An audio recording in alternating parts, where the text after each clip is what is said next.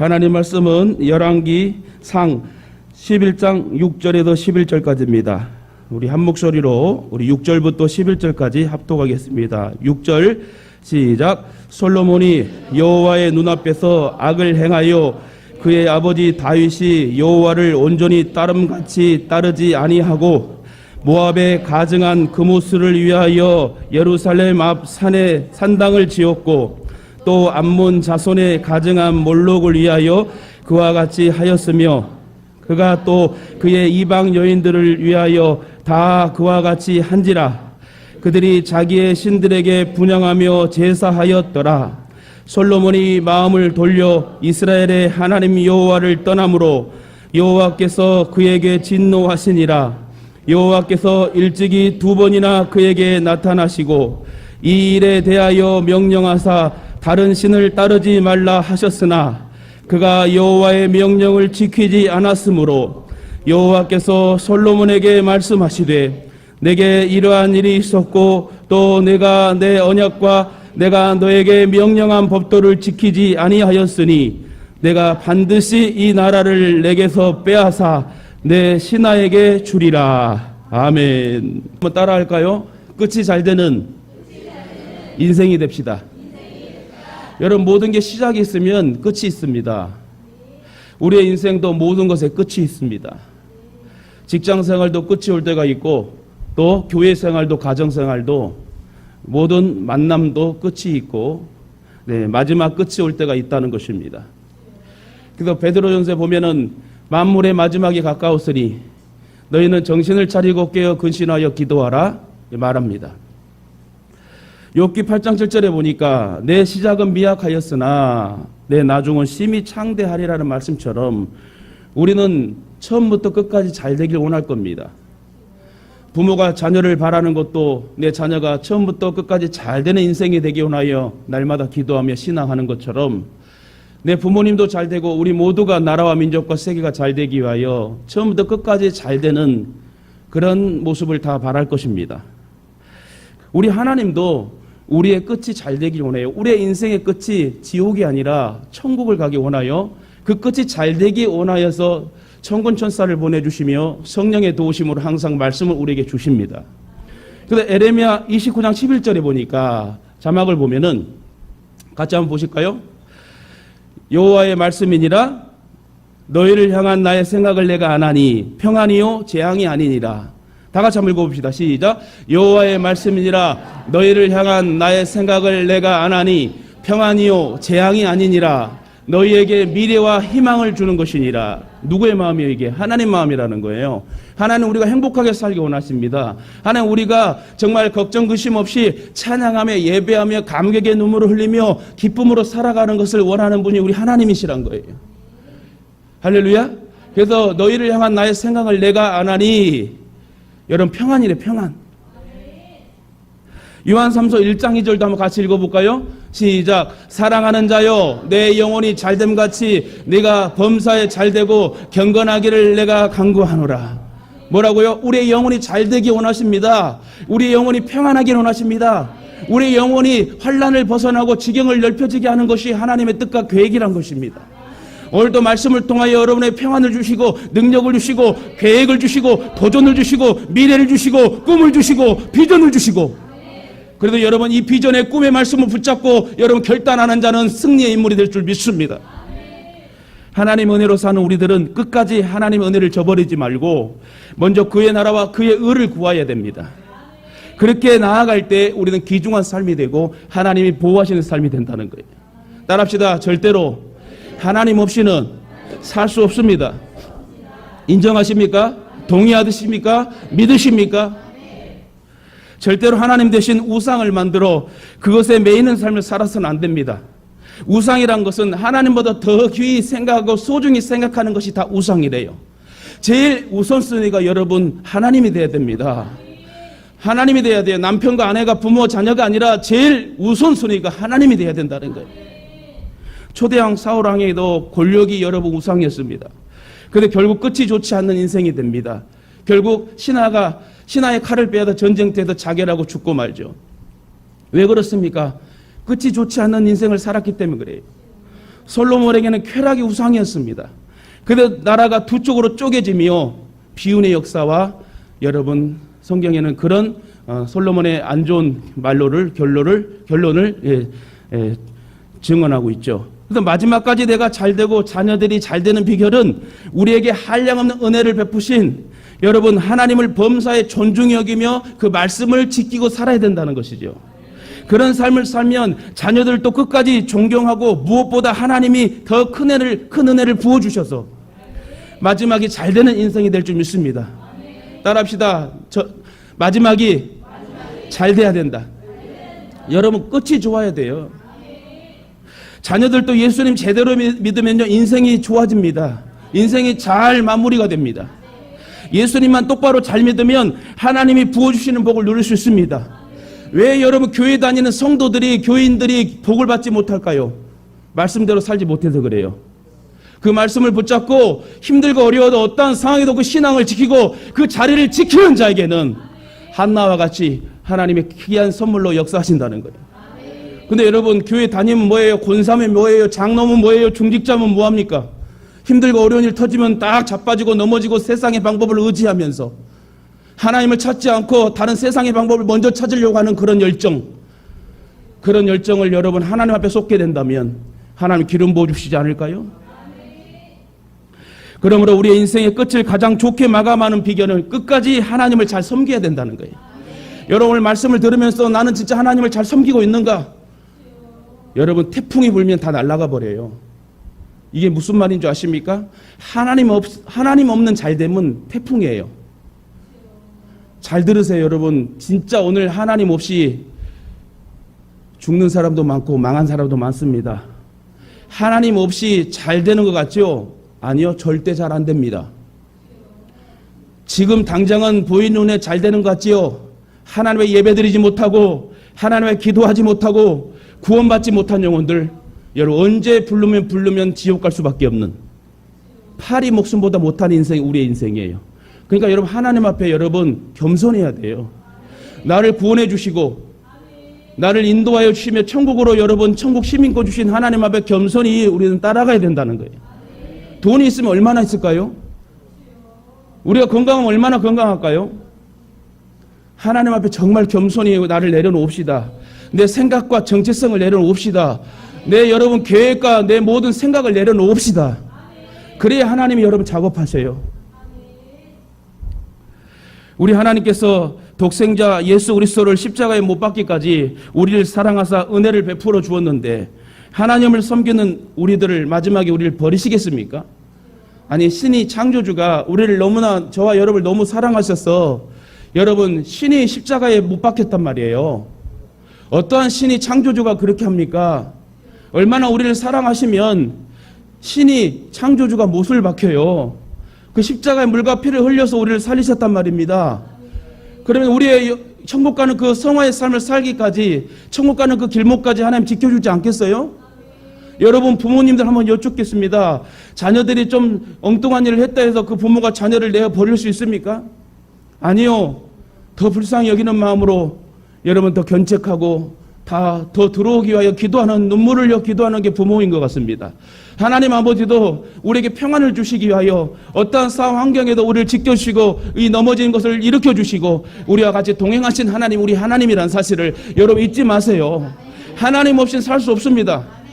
지금 아파트 값이 뭐 엄청 오르고 오른다 할지만 하나님이 한번 태풍 부르면 다 날아가 버려요. 그러니까 그런 것을 의지하지 말고 하나님을 의지하자 이거예요. 하나님 제대로 한번 섬겨보세요. 기적의 역사 일어나요. 하나님 제대로 섬겨보세요. 내 집 앞에 여러분 금광이 터질 수도 있어요. 그렇기 때문에 여러분 절대로 다른 것에 먼저 우선순위를 두지 마시고 하나님 한 분을 잘 섬기시길 주님의 이름으로 축원합니다. 시편 37편 25절 한번 봅시다.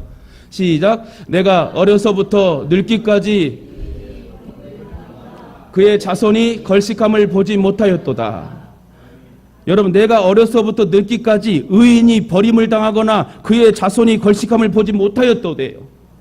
우리가 여러분 하나님 앞에 인정받는 의인이라면 절대 버림받지 않을 것이고 여러분 우리는 거지같이 여러분 구걸하지 않는 인생이 될 줄 믿습니다.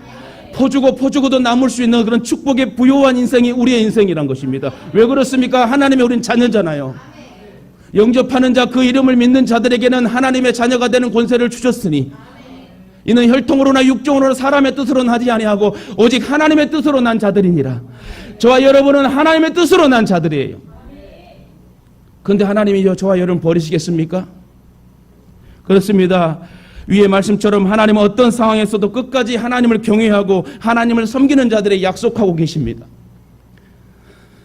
이사야 58장 11절 한번 다 같이 읽어봅시다. 시작. 여호와가 너를 항상 인도하여 메마른 곳에 서서 내 영혼을 만족하게 하며 내 뼈를 견고하게 하리니 너는 물된 동산 같겠고 물이 끊어지지 아니하는 샘 같을 것이라. 아멘.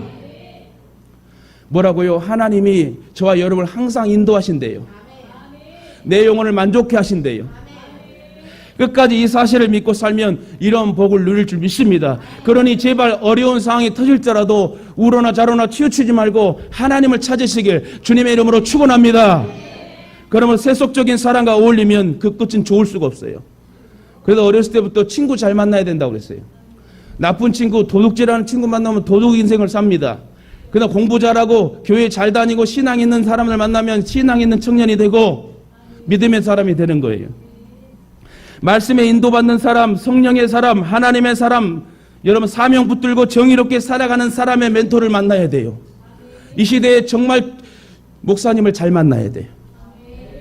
진짜 바른 목사님, 진리의 말씀을 가르치는 목사님, 그 목사님과 즐겨하며 천국 가는 그날까지 여러분 말씀 붙잡고 나아가는데 여러분 함께 합력하여 선을 이루어야 됩니다. 끝이 좋은 길로 늘 선택하여 살아가야 결국 끝이 좋게 됩니다. 누구의 말을 듣느냐나 인생이 달라진다고 그랬어요. 누구의 말보다 더 중요한 것은 그 말이 하나님 말씀이냐는 거예요. 이사야 55장 3절 시작. 너희는 귀를 기울이고 내게로 나와 들으라. 그리하면 너희의 영혼이 살리라. 내가 너희를 위하여 영원한 언약을 맺으리니 곧 다윗에게 허락한 확실한 은혜니라. 할렐루야. 하나님 앞에 귀를 기울여요. 하나님 앞에 나오래요. 그 나오고 귀를 기울이는 자는 하나님 살려주신대요. 솔로몬은 실력이나 지식이 없어서 실패한 사람이 아닙니다. 군사력이 없어 실패한 것도 아니죠. 그는 막강한 군사력을 갖고 있었으며 엄청난 경제적 부와 지식과 지혜를 가진 사람이었습니다. 인간적으로 볼 때 실패할 이유가 전혀 없었습니다. 지혜를 구했을 때 그 백성, 하나님 백성을 치리하고 관리하겠다고 그 어린 나이에 1000번제를 드리며 하나님 앞에 제사를 드렸던 솔로몬은 어떻게 응답받습니까? 너가 전무후무한 왕이 될 것이다. 근데 그 전무후무한 왕이 됐습니다. 그 시대의 모든 여러분 나라 백성들이, 왕들이 여러분 솔로몬에게 모든 귀한 것을 다 바치면서까지 자기의 딸을 이 나라 공주로 삼게 하기 위하여 각 나라 왕과 백성들이 다 솔로몬을 존중했대요. 화려한 인생을 삽니다. 인간적으로 볼 때 실패할 이유가 전혀 없습니다. 그렇기 때문에 솔로몬의 실패가 우리에게 주는 교훈은 클 수밖에 없는데요. 솔로몬은 다윗이 그렇게도 짓고 싶었지만 허락되지 않았던 성전을 완공함으로써 신정국가의 기틀을 마련합니다. 화려하고 웅장한 왕궁을 건축함으로 강력한 중앙 집권의 공력을 세운 사람입니다. 또한 타의 추종을 불허하는 지혜로운 판단과 판결로 국가의 기본 질서를 확립하며 도덕 정책의 기조를 마련한 사람이 솔로몬입니다. 아주 젠틀하고 청명하고 지혜롭고 부귀와 영화가 여러 빵빵한 왕이었어요. 전혀 부러울 것 없는 인생이었, 망하지 않는 인생이었습니다. 그리고 강력한 리더십과 외교적 수완으로 국제사회 질서를 회복해 평화를 추진할 왕이었습니다. 아울러 탁월한 경영 마인드로 막대한 부를 벌어들여 경제 성장을 이루었고 그때 은은 그냥 지나가는 돌이라고 생각했습니다. 다시 말해 은은 취급도 안 하고, 여러분 은도 비싸요? 은도 1kg, 10kg 되면 여러분 몇십만 원, 몇백만 원 됩니다. 근데 그때 당시 은은 취급도 안 했대요. 오로지 금만 취급했대. 금이 넘쳐났어요. 그래서 성경은 뭐라고 적어 있습니까? 금을 두부와 같이 썼대요. 하나님의 성전을 지을 때 다윗이 솔로몬에게 여러분 물자를 제공할 때 레바논의 백향목과 또한 금을 두부와 같이 제공해서 하나님의 성전을 짓게 됩니다.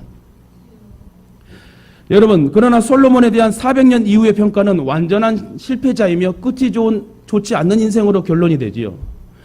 열왕기상 오늘 11장 9절에 솔로몬이 마음을 돌이켜 이스라엘 하나님 여호와를 떠났다고 그랬습니다. 뭐라고요? 솔로몬이 마음을 돌이켜 여호와를 떠났대요. 그리고 다른 신을 쫓지 말라는 하나님의 명령을 지키지 않고 우상 숭배를 하게 됩니다. 하나님이 가장 싫어하시는 게 우상 숭배예요. 또한 솔로몬은 이방 여자들을 참 좋아했어요.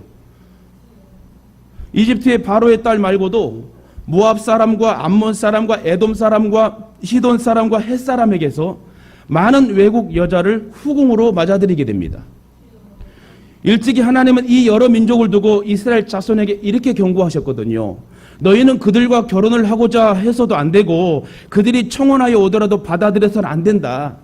분명히 그들은 너희의 마음을 그들이 믿는 신에게로 기울어지게 할 것이다. 다시 말해 하나님을 떠나고 우상 숭배를 하게 될 것이다. 그러니까 이방 여인들과는 결혼하지 마라. 이게 하나님의 말씀이었어요. 그런데도 솔로몬은 이방 여자들을 좋아하였으므로 그 마음을 돌리지 못했습니다. 하나님을 사랑하는 마음이 떠나니까 여자들을 좋아하는 마음이 생겨버립니다. 그는 자그마치 700명의 후궁과 300명의 첩을 두었는데 그 아내들이 그의 마음을 사로잡았다고 성경은 말해요. 각 여인들이 천여 명의 첩과 왕비들이 얼마나 그 밤에 솔로몬의 마음을 여러분 계속 건드렸을까요? 또한 솔로몬이 늙으니 그 아내들이 솔로몬을 꾀어서 다른 신들을 따르게 하였다고 성경은 기록해요. 그냥 이방 여인들과 그냥 같이 지내는 것까지는 상관없겠다고 생각하지만 중요한 것은 이방 여인들이 가져온 여러분 우상들을 같이 산당을 지어서 거기서 같이 절하는 거예요.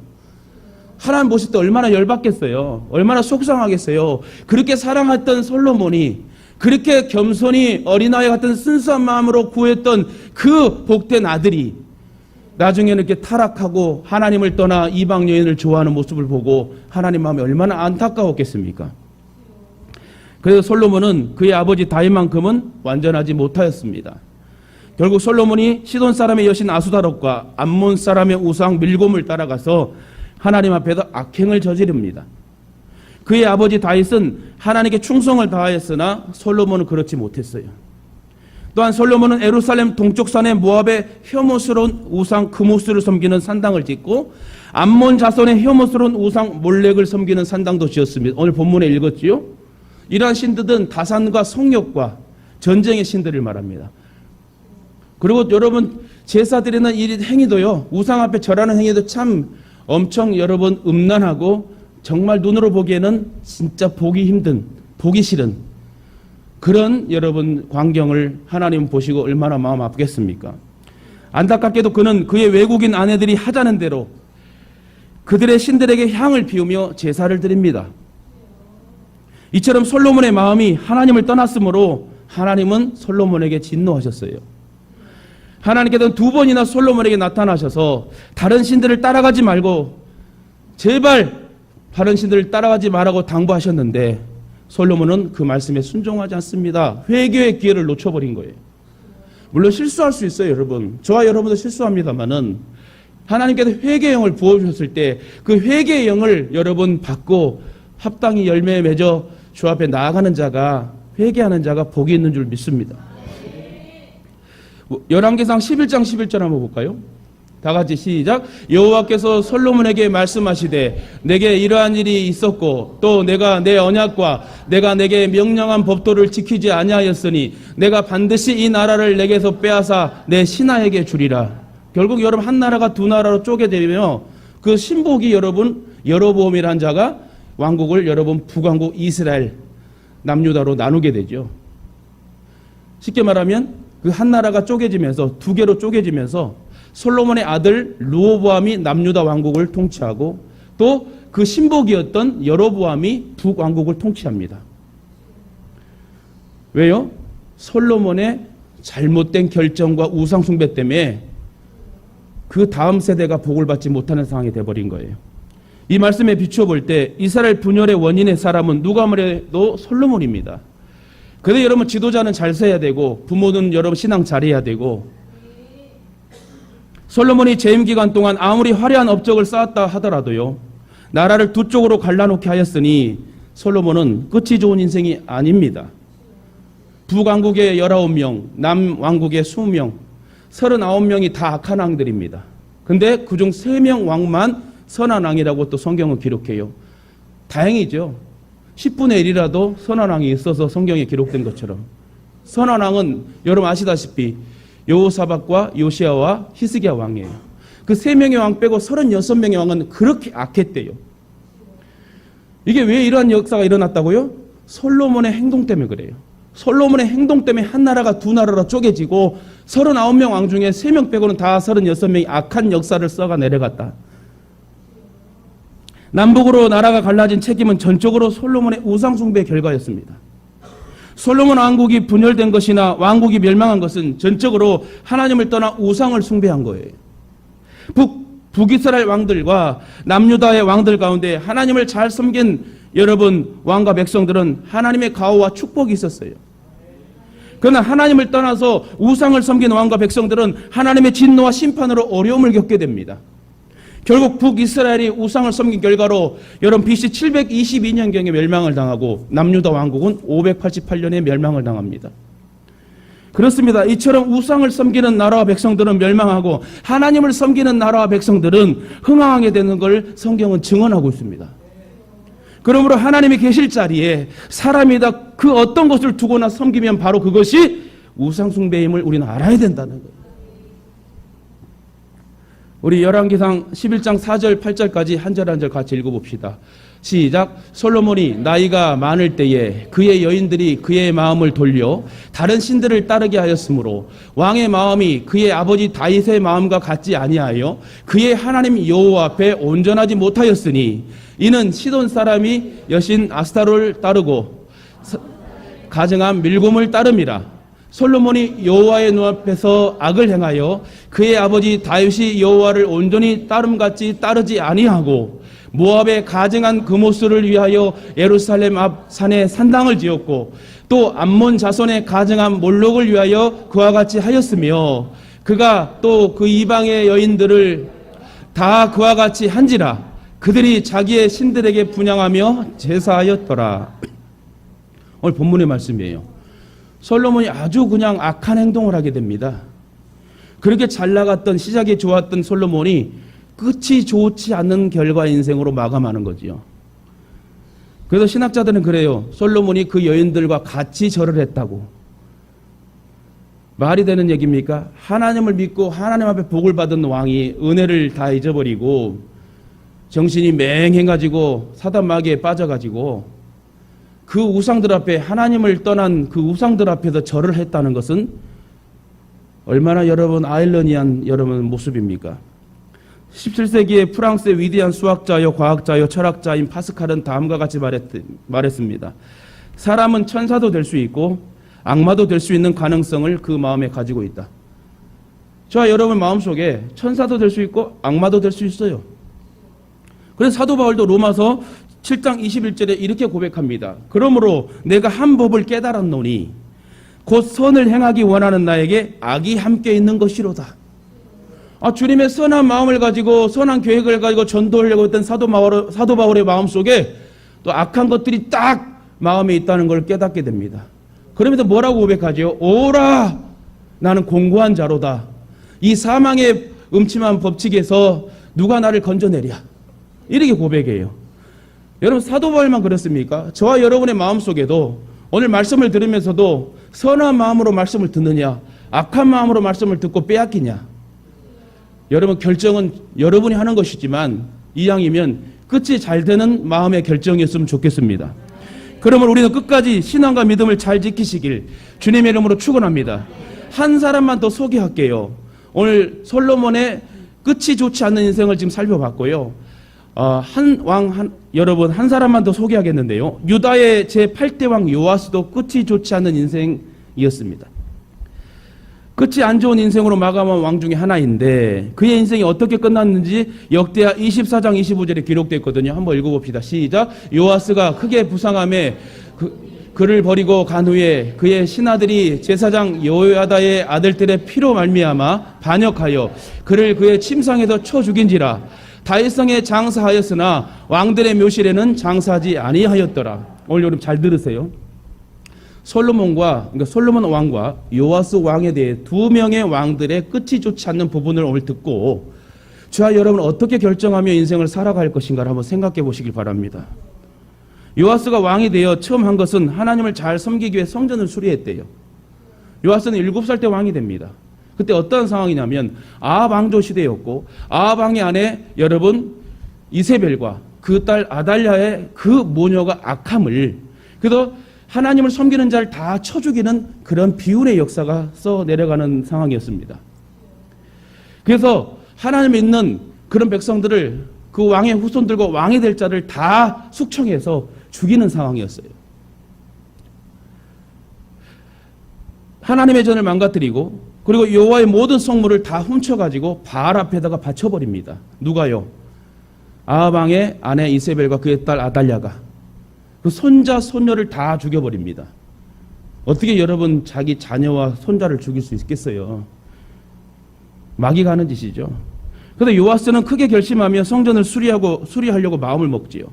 직접 왕이 여러분 지휘하여서 직접 제사장과 함께 공사 책임자를 임명하여 성전 수리를 하게 됩니다. 마침내 성전을 본래대로 아름답게 튼튼하게 만들었어요. 그리고 그곳에 가서 요아스 왕은 하나님께 예배를 드렸습니다. 제사를 드렸습니다. 성경은 말하기를 제사장 여호야다가 살아있는 동안에는 여호와의 성전에서 규칙적으로 드리는 번제물이 끊이지 않았다고 기록하고 있어요. 하나님이 얼마나 기뻐했을까요? 그런데 제사장 여호야다가 130세에 죽고 자신이, 다시 말해 요아스 왕의 실권을 잡으니까 어떻게 됩니까? 역대하 24장 18절 볼까요? 다 같이 시작. 그의 조상들의 하나님 여호와의 전을 버리고 아세라 목상과 우상을 섬겼으므로 그 죄로 말미암아 진노가 유다와 예루살렘에 임하니라. 어떻게 했다고요? 그렇게 순진한 요아스 왕이 제사장의 멘토를 코칭을 받고 잘 축복의 그런 역사를 써 내려갔는데 제사장 여호야다가 130세에 죽고 나서 자기 혼자가 되어 다른 제사장의 코칭을 받아야 됨에도 불구하고 제사장의 말들을 안 듣고 나는 왕이다 하면서 교만이 들어가가지고 하나님을 떠나고 우상을 숭배합니다. 잘 될 때 더 하나님을 잘 섬겨야 할 텐데 출세하니까 성공하니까 돈이 좀 생기니까 예배를 안 나오는 거예요. 잘 들으세요. 요아스 왕과 우리의 삶이, 우리의 모습이 어떠한 모습과 여러분 같이 견주어지는지. 돈 좀 생기면, 좀 출세하면, 권력을 잡으면 교회 나오지 않습니다. 모든 것이 스스로 된 것처럼 착각하고 교회를 우습게 여기고 교회를 떠나고 하나님의 은혜를 배신하고 신앙을 떠나버린 사람이 많습니다. 지금 코로나 시대에 진짜 신앙을 팔고 믿음 팔고 하나님을 떠난 사람 되게 많아요. 교회가 없어지고 있어요. 참으로 안타까운 일이 지금 마지막 시대에 일어나고 있습니다. 그렇게 되면 뭐라고요? 끝이 좋은 인생이 될 수 없대요. 사실 쌓기는 힘들지만 무너지는 것은 순식간에 무너져 버려요. 공든탑이 무너지랴. 여러분 진짜 우리의 신앙이 주님 앞에 복을 받을 수 있는 단계에 올라가야 되거든요. 근데 잘못해서 마귀에게 속삭임을 당해서 쭉 미끄러진 사람이 있어요. 그러면 엄청나게 손해라는 거예요. 저도 목회자로서요, 목회의 이 직분과 사명을 지키지 못하면 쭉 내려가지고 저는 다시 쓰임받을 목회자가 될지 안 될지 모르는 것입니다. 저를 지금 예를 든 거예요. 그래서 이 목회자도 지킬 건 지켜가며 바르게 말씀을 연구하고 그 하나님 말씀을 잘 선포하여 꼴을 잘 먹여서 성도들과 즐겨이 목회를 하는 것이 하나님 방법 아닐까요? 마찬가지로 여러분도 자기에게 주신 사명과 그 자리를 지켜서 하나님을 원망하고 불평할 것이 아니라 어떤 어려움이 와도 그 신앙을 지켜서 쭉쭉 올라가서 복을 받아야 돼. 여러분 왜 복음만 있어요? 복음 만지고 쓰라고 있는 거거든요. 근데 보면은 우리 성도들도 그래. 복을 그냥 보기만 해. 와 맛있겠다. 그냥 여러분 손 뻗어서 따먹으면 될 것을 왜 그 단계를 못 넘어가냐고. 왜 미끄러지냐고요. 이걸 여러분 알아야 된다는 거예요. 요아스 왕은 하나님 말씀을 듣지 않고 자기 마음대로 우상을 숭배하며 죄를 짓습니다. 결국 자신이 다스리는 나라가 적들에게 침범을 당해 처참하게 완전히 패해버렸습니다. 경제적으로 큰 손실을 보았고요. 육체적으로 심각한 고통을 당하여서 결국 젊은 나이 47살에 죽어버립니다. 한참 일할 때인데 47세의 젊은 나이에 죽어요. 또한 인간관계에 완전 실패한 왕이 됩니다. 자신의 신하들이 반역하여 그를 죽였습니다. 자신을 보호해줄, 왕을 보호해줄 측근 신하들이 어려움을 당한 그 요아스 왕에게 침상에서 칼로 찔러 죽이게 되죠.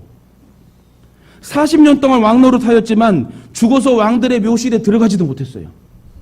왕이면 당연히 왕의 묘실에 들어가야 됩니다. 근데 못 들어갔어요. 제사장 여호야다는요, 제사장인데도 불구하고 왕실 무덤에 들어갔는데, 요아스 왕은 왕인데도 왕실 묘지에 들어가지 못하는 수치를 당합니다. 결국 요아스 왕은 신앙적으로 하나님을 떠났고 하나님의 징계를 받았습니다. 그리고 여호와의 전을 버리고 이방신을 섬기게 되죠. 요즘 말하면 교회를 버린 거예요. 하나님을 떠난 거예요. 죄는 뭐예요? 하나님을 떠난 게 죄래요. 죄는 또 뭐예요? 하나님을 모르는 게 죄래요.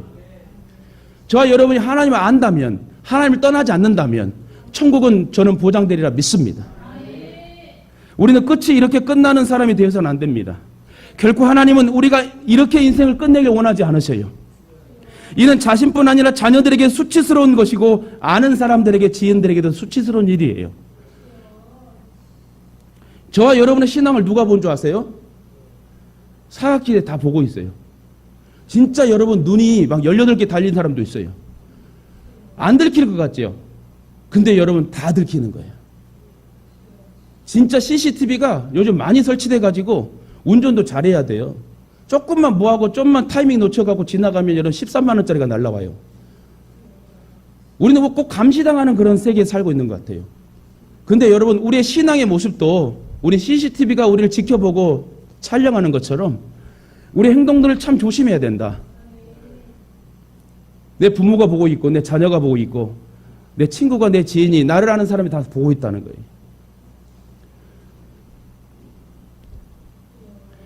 제 친구들 그래 한 번씩 만나면은 뭐 1년에 한 번이나 만나서 이제 옛날 친구들 만나게 되면, 야, 옛날 같으면은 한잔해.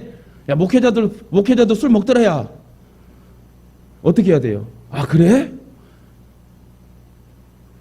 여러분 중요한 것은요, 하나님을 지킬 건 지키자 이거예요. 저와 여러분이 신앙을 지킵시다. 지킬 건 지키고 그 자리를 지킬 때 하나님 우리를 도와주시지 않겠습니까? 여러분 죽은 후에 영혼이 천국에 가지 못하고 지옥에 간다면 그것이야말로 가장 큰 불행일 것입니다. 우리는 우리에게 한량없는 은혜를 베풀어 주신 하나님을 끝까지 잘 섬겨야 합니다. 특히 우리는 우리에게 한량없는 은혜를 베풀어 준 사람에게 배은망덕 하지 말아야 돼요. 특별히 부모님들에게 배은망덕 하지 마세요.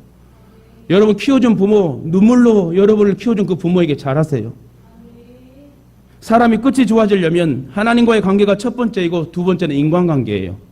저번 주에도 얘기했지만 관계성을 잘 맺어야 돼요.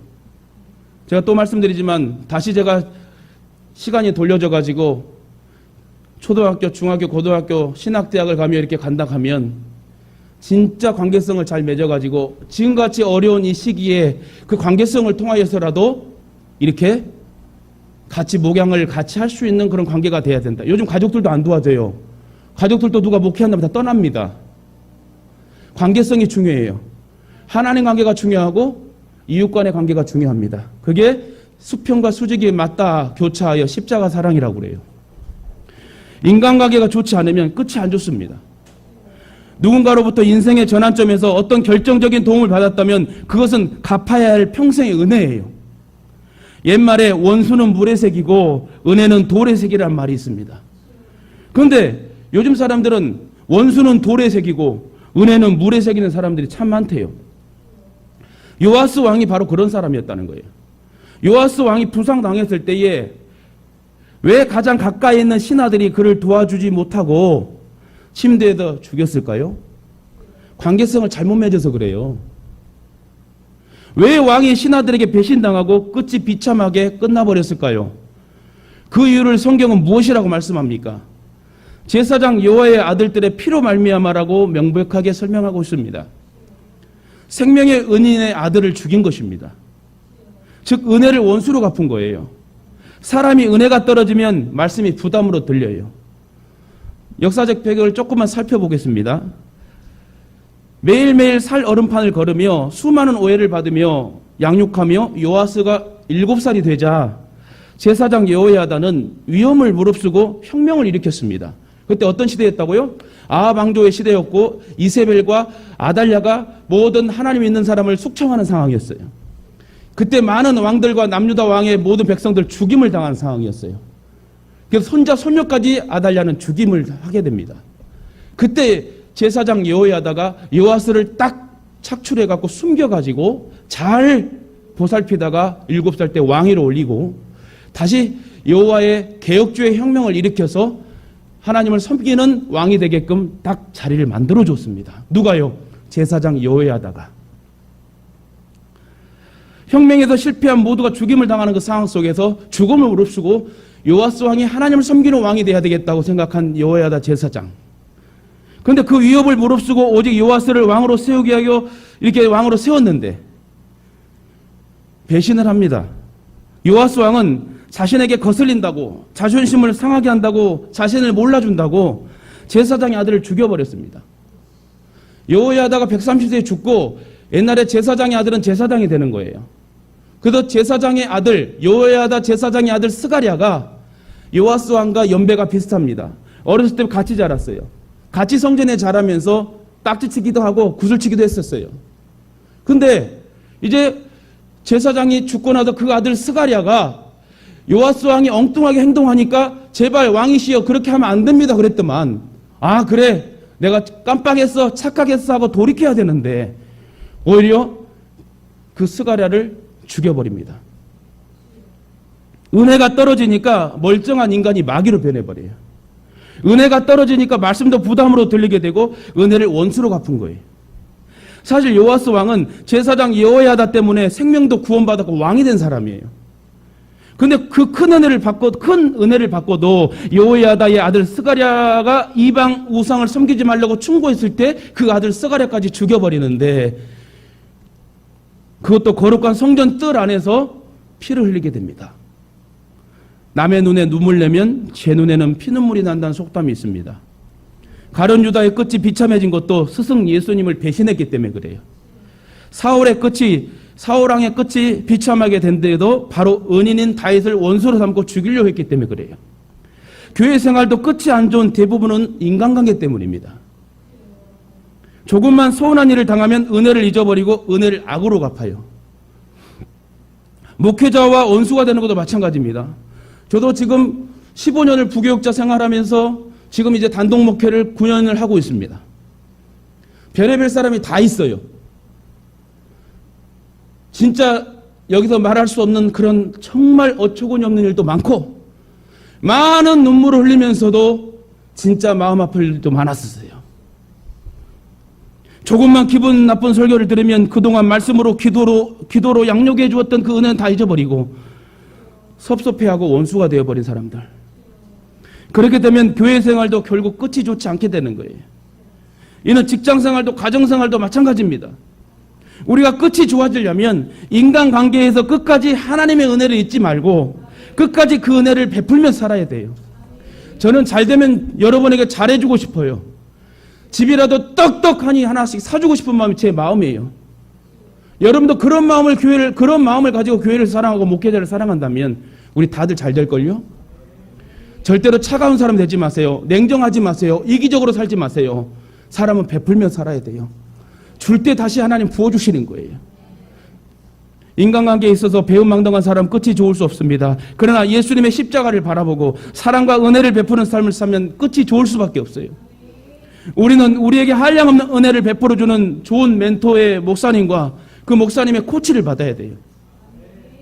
사람이 끝이 안 좋게 끝나는 이유는 끝이 안 좋은 길로 가기 때문에 그래요. 자꾸 자기가 최고라고 생각해. 자기의 생각과 계획이 맞다고 생각해. 다른 사람의 말을 안 들으려고 해. 인생의 삶에 있어 좋은 멘토가 필요합니다. 자기를 충고해 줄 수 있는 목회자가 필요하고 친구가 필요해요. 그 충고를 받아들일 수 있을 때에 성장한 사람이 되고 축복의 사람이 되는 거예요. 충고를 해준 사람이 여러분 기분 나쁘게 충고한 게 아니잖아요. 잘 되라고. 제발 복을 먼저 받으라고. 목회자는 그래요.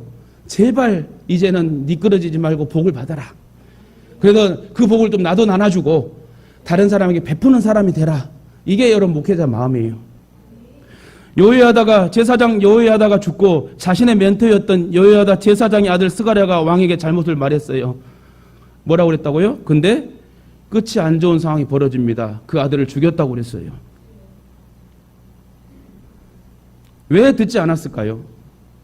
은혜가 떨어지니까 자기를 살리는 말씀이 자기의 자존심을 상하는 말씀으로 받은 거예요.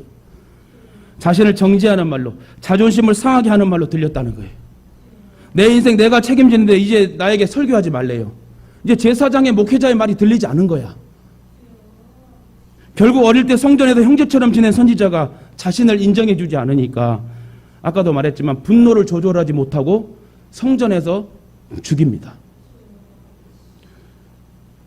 그 제사장의 말씀을 통해서 하나님을 만나야 되는데 그 성령의 인도하심을 거부해버린 거예요.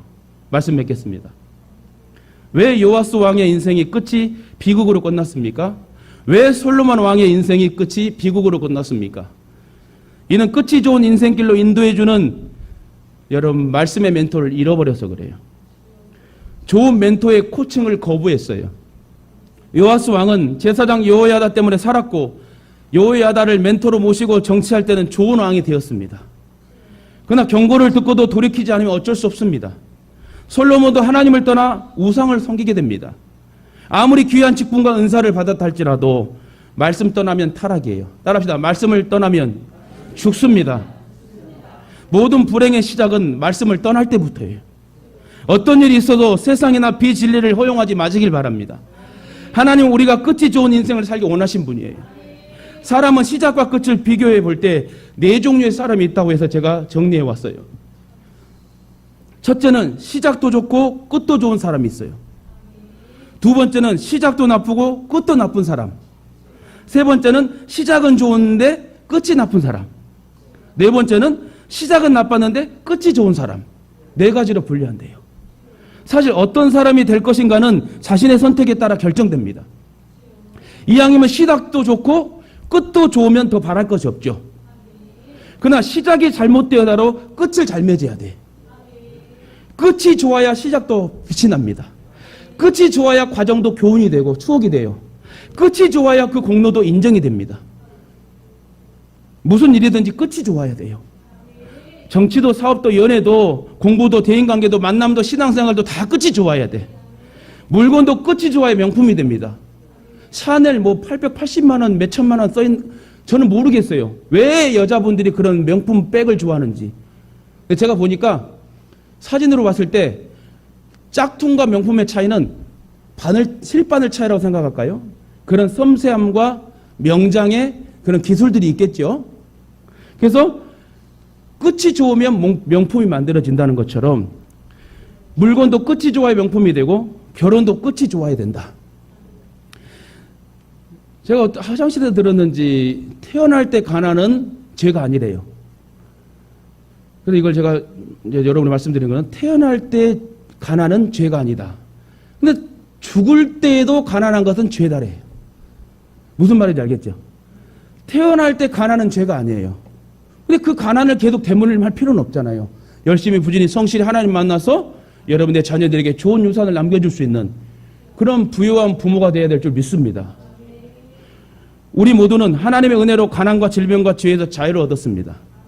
그러므로 우리 모두 솔로몬과 요아스의 초심과 같이 은혜 받을 때 하나님께서 주신 그 처음 마음 변치 말고 끝까지 붙들고 믿음으로 전진하는 복된 성도들 되시길 주님의 이름으로 축원합니다. 한번 따라할까요?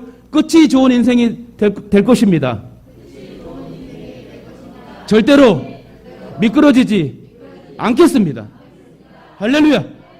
분명히 저와 여러분 천국에 만나게 될 줄 믿습니다.